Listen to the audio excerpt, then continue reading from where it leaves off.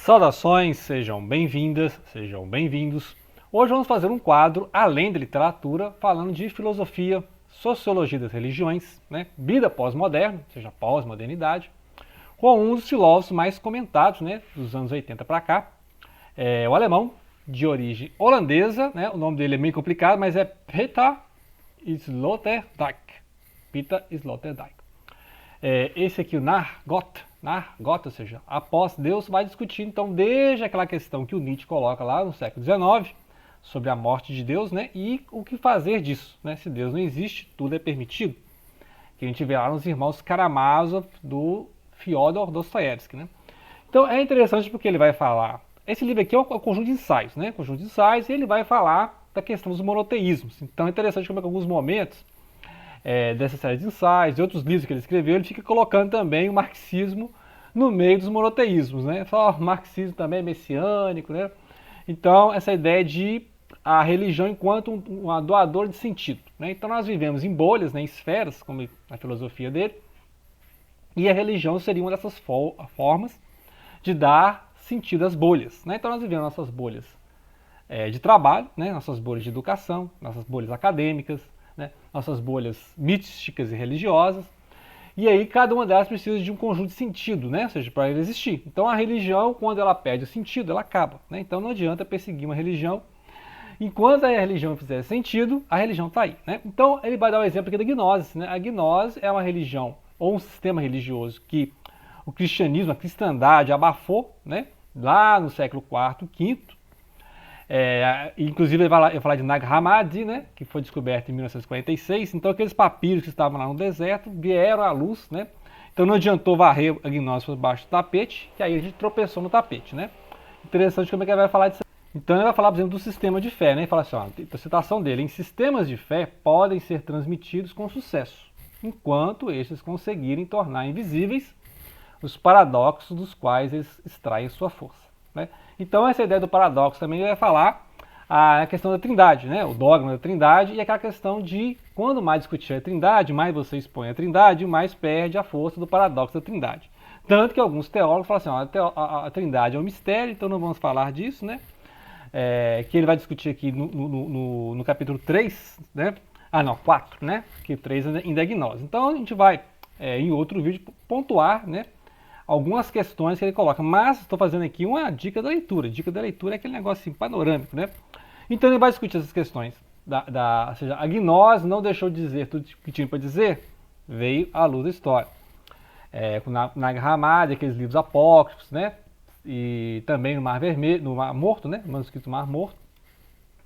E a questão da trindade. Então a questão da trindade, a questão do humanismo, a questão do renascimento do humanismo, que levou à reforma. Então ele vai discutir várias questões da reforma, Lutero, a reforma e o iluminismo, a vida moderna, pós-moderna. Então, ou seja, há um conjunto de bolhas mesmo, de bolhas, não só as que a gente vive, mas bolhas de sentido. Então você tem ali o homem medieval, de repente tem o Renascimento tem a ideia do homem, o humanismo, depois o homem vai começar a pensar, vai reagir a alguns dogmas da igreja, vai surgir então aquele pensamento reformado, Lutero, Calvino e vários outros. E aí essa liberdade de pensamento, de publicação, porque aí a imprensa do Gutenberg, vai começar a circular o livro impresso. O iluminismo é importante para divulgar as ideias da liberdade, igualdade, fraternidade, que levou à Revolução Francesa. Então são conjuntos de ideias, Então, renascimento, humanismo, reforma, iluminismo, modernismo, pós-modernismo, São esses conjuntos de sentido. E cada religião vai ter o seu conjunto de sentido até o momento em que ela perdeu o sentido, ou seja, ela se esvaziar e esses paradoxos ficarem muito visíveis. Então, vários paradoxos do cristianismo ficaram visíveis, e o Lutero tentou fazer uma reforma, O Lutero é uma dessas pessoas que tentaram fazer uma reforma. A gente não sabe se Lutero queria realmente fundar outra igreja, Na verdade, Lutero sempre foi católico.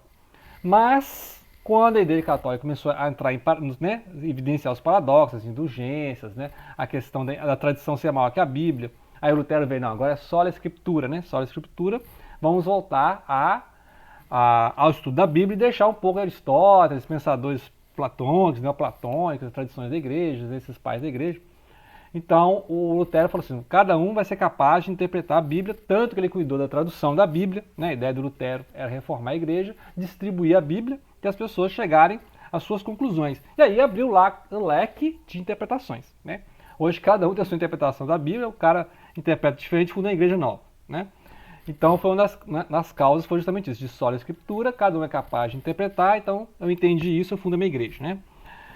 Em 2016, então, lembrando que antes desse livro, Louis Sloterdijk, ele publicou O Zelo de Deus sobre a luta dos três monoteísmos. Então ele vai falar como é que esses três monoteísmos, judaísmo, cristianismo, islamismo, se fundaram, né, se fundamentaram, lembrando que o cristianismo veio do judaísmo e depois o islamismo tem uma leitura do judaísmo e do cristianismo, né? Então ele vai falar assim, que se basearam em antipaganismo, antignose, né, a questão das missões, né, os missionários do cristianismo, o antijudaísmo, o cristianismo tem, né, que é o antissemitismo, aquela ideia de que os judeus praticaram deicídio, né, mataram o próprio Deus, né, porque no cristianismo, por exemplo, católico, tem a ideia da trindade, em que a encarnação divina, né, ou seja, Deus entre nós, né. Então, se mataram Deus, né, Deus morreu na cruz, né, questão. Se mataram Deus, então os judeus praticaram deicídio e aí são malditos, né? É aí que é a questão do judeu errante, né? O antissemitismo, os pogroms e tal, né? E a Guerra Santa, que é a jihad, né? Que é uma má tradução, né? Que jihad é esforço, a jihad do islamismo, né? Então ele vai debater isso aqui e ele é famoso, né? Continuando falando aqui do panorama da obra do autor, né? E ele é famoso pela crítica da razão cínica, não confundir com Kant. Aliás, esse título foi por causa do Kant, né? Na época que foi publicado, em 1983, era lá o bicentenário da publicação do Razão, né? Crítica da Razão do Kant. Então, não li o livro, né? Então debatendo só por alto, só para saber em que contexto histórico nós estamos, né? Ou seja, do que ele, né? Do que ele fala, e assim, é um Foucault moderno, né? Um Derrida moderno, que ele é um cara muito polêmico, né? Incomoda muita gente. Inclusive entrou aí em discussão com o Habermas, né, que o Habermas é outro, ou Habermas, né, é um outro pensador, quase 100 anos, né, da pós-modernidade, igual lá o Bauman, né, o Bauman também. Então, a gente tem vários escritores da pós-modernidade, o Harari, né, também famosíssimo, são pessoas que estão pensando o que é o pós-moderno, principalmente depois dos anos 50 e 60, né, pós-guerra, etc., né, e diluir e discutindo essa questão do Nietzsche lá no século XIX, que o Deus está morto, né? Porque se Deus está morto, né, na razão acadêmica ocidental, tudo é permitido? O que fazer? Qual será o sentido da vida se não há uma divindade, né, que criou o mundo, que dá sentido ao mundo, que sustém o mundo, né? Nela vivemos, nela respiramos, né, nela existimos, né? Não existe essa divindade, então nós estamos soltos no vazio, né? Essa é uma das questões. E aí são aquelas questões que vão né, uma cadeia de pensamento do Agostinho, do Aquino, né, Tomás de Aquino.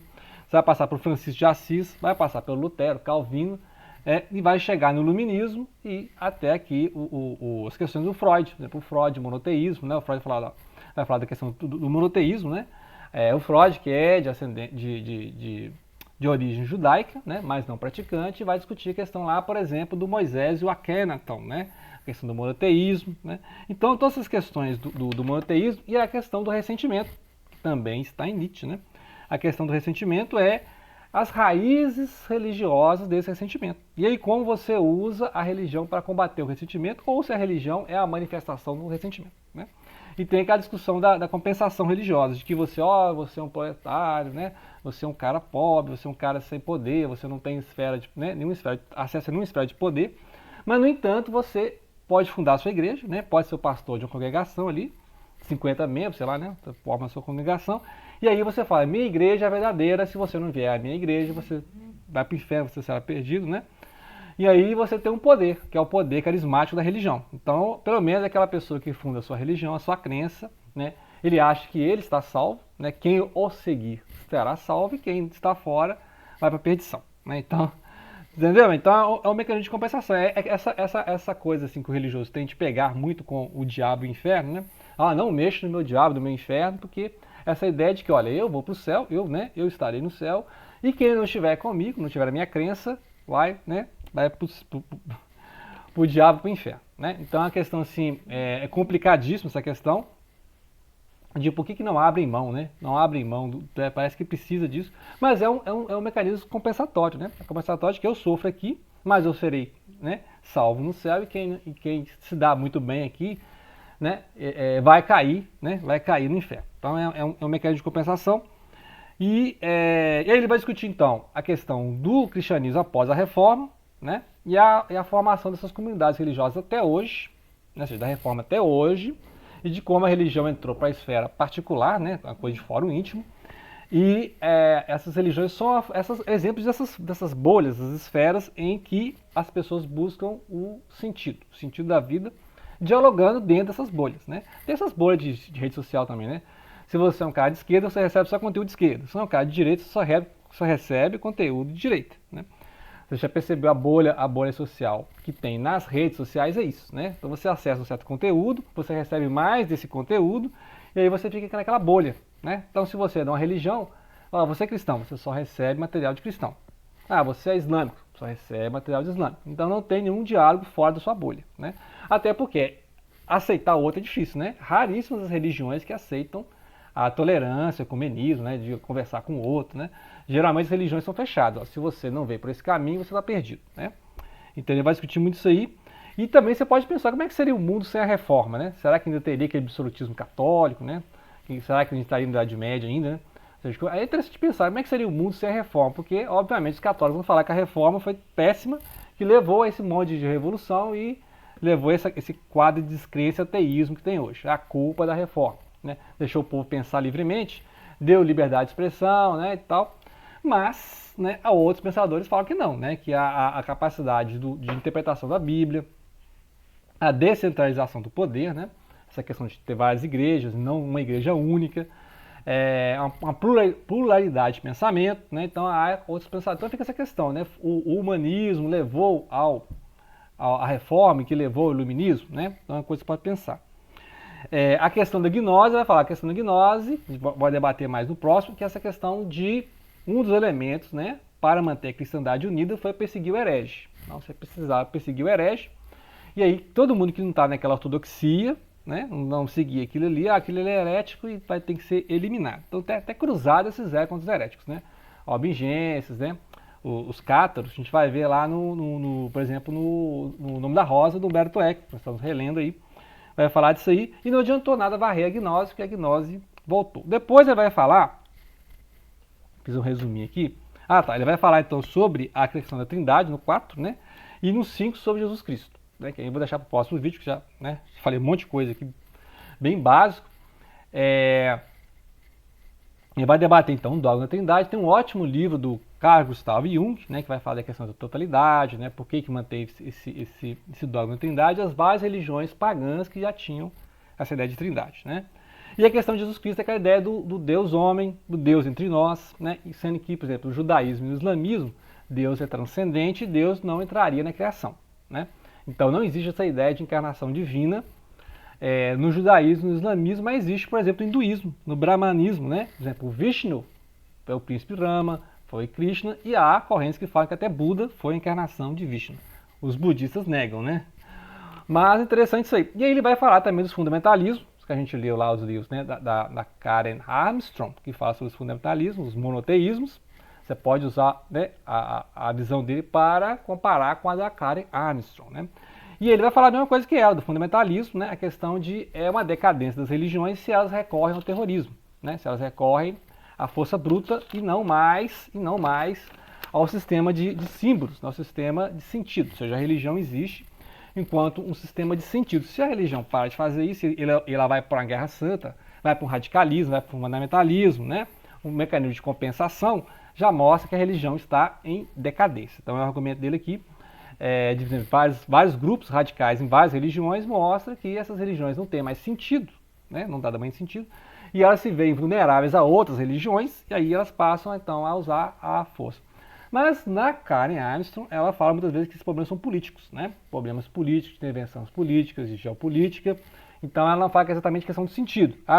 Minha religião não faz mais sentido, então eu vou obrigar todo mundo a ser da minha religião à força, né? Que é um argumento dele. É o argumento dele que fala, né, essa questão de explicar o fundamentalismo, que ele fala que quando os islâmicos, por exemplo, se enchem de bomba e explodem, né, eles estão explodindo, inclusive, a crença deles, né? O islamismo deixaria de fazer sentido se ele for uma religião do radical, né? Converta-se ou morra, né? Então a gente pode debater isso, né, no próximo vídeo, e sempre lembrando que é importante ler, né, o livro dos fundamentalismos, né? Já tem alguns vídeos aí da Karen Armstrong que fala justamente essa questão do que a religião chega a fundamentalismo desde o século XIX, né? Então fica aí, depois eu vou gravar mais um vídeo, né? A outra metade do livro aqui, que são um conjunto de ensaios, né? Então a gente pode ler descentralizados, né? Não é um contínuo, a gente pode ler ensaios e apontar algumas características comuns entre eles, né? Porque o tema é isso, né? Ou seja, depois de Deus, né? Acabou Deus, então tudo é permitido, né?